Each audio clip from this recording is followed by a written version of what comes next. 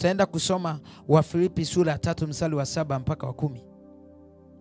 Wafilipi sura ya 3 ule mstari wa 7 mpaka wa 10. Nataka nikuonyeshe kitu kimoja hapa ambacho kimenivutia sana kwa mtu mmoja. Anaitwa Paulo, mtume Paulo, Apostle Paul. Wafilipi 3:7-10. Neno la Mungu linasema hivi: lakini mambo yale yaliyokuwa faida kwangu nalihesabu kuwa hasara kwa ajili ya Kristo. Naam, zaidi ya hayo nayahesabu mambo yote kuwa hasara kwa ajili ya uzuri usio na kiasi wa kumjua Kristo Yesu Bwana wangu. Sasa sikiliza, angalia pointi hiyo, mtu wa Mungu. Paulo anasema kwamba lakini mambo yale yaliyokuwa faida kwangu, ambayo niliona yananifaidisha, niliona yananipa faida kubwa, yananipa faida kubwa, anasema nalihesabu kuwa hasara kwa ajili ya uzuri usio na kiasi. Bwana Yesu asifiwe sana. Na zaidi ya hayo nahesabu mambo yote kuwa hasara kwa ajili ya uzuri usio na kiasi wa kumjua Kristo Yesu Bwana wangu, ambaye kwa ajili yake nimepata hasara ya mambo yote, nikihesabu kuwa kama mavi ili nipate Kristo.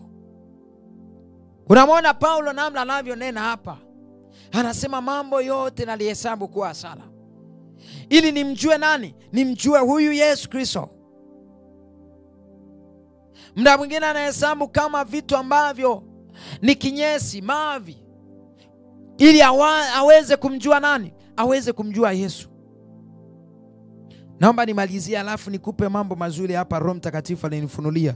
Mstari wa 8 anasema, naam, zaidi ya hayo nahesabu mambo yote kuwa hasara kwa ajili ya uzuri usio na kiasi wa kumjua Yesu Bwana wangu, ambaye kwa ajili yake nimepata hasara mambo yote, nikihesabu kuwa kama mavi ili nipate Kristo. Mstari wa 9, tena nionekane katika yeye, nisiwe na haki yangu mwenyewe ipatikanayo kwa sheria, bali ile ipatikanayo kwa imani iliyo katika Kristo, haki ile tokayo kwa Mungu kwa imani, ili nimjue yeye na uweza wa kufufuka kwake na ushirika wa mateso yake, nikifananishwa na kufa kwake. Nikifananishwa na kufa kwake. Tunamwona Paulo namna alivyo nena hapa, namna alivyozungumza haya maneno. Na nataka nikwambia kwamba Paulo tayari alikuwa ameandika nyaraka kadhaa. Maana yake alikuwa amemjua Mungu kwa kiwango fulani. Ametumika. Bwana Yesu asifiwe sana. Nyaraka za Paulo tunaelewa. Paulo tumeanza kumuona kwenye Matendo. Sasa kwenye Matendo kuna Warumi, kuna Wakorinto, kuna Wagalatia, Waefeso. Halafu anakuja kuzungumza nini? Wafilipi. Yaani ameandika nyaraka ya Warumi kwa Warumi, nyaraka kwa Wakorinto, nyaraka kwa Wagalatia, nyaraka kwa Efeso. Nyaraka 4. Halafu bado anataka afanyeje? Anataka azidi kumjua Yesu.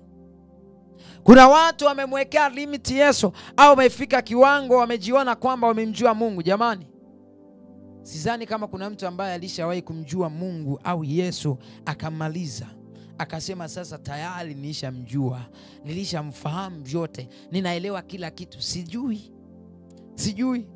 Na ndicho kinachotua Wakristo wengi. Watu wengi tunakufa kwa ajili hiyo. Kwa sababu gani? Inafika mahali mtumishi anajiona amemjua Mungu kuliko watu wote. Haumwambii chochote, hashauliki wala haambiliki. Kwa sababu gani? Anakuambia wewe, nimeokoka muda mrefu, nimetumika madhabahuni kwa Bwana miaka 10, sijui miaka mingapi. Kwa hiyo umwambii chochote. Huyu anajiona ya kwamba anamjua Yesu kwa kiwango. Bwana Yesu asifiwe sana. Ni kweli tunatofautiana namna ya kumjua Yesu, lakini sijajua kama kuna mtu ambaye amefikia kiwango cha kumjua Yesu akammaliza, kumjua Mungu akammaliza. Sijafahamu au sijaelewa kama kuna jambo hilo. Sijajua kama inaweza ikatokea hiyo.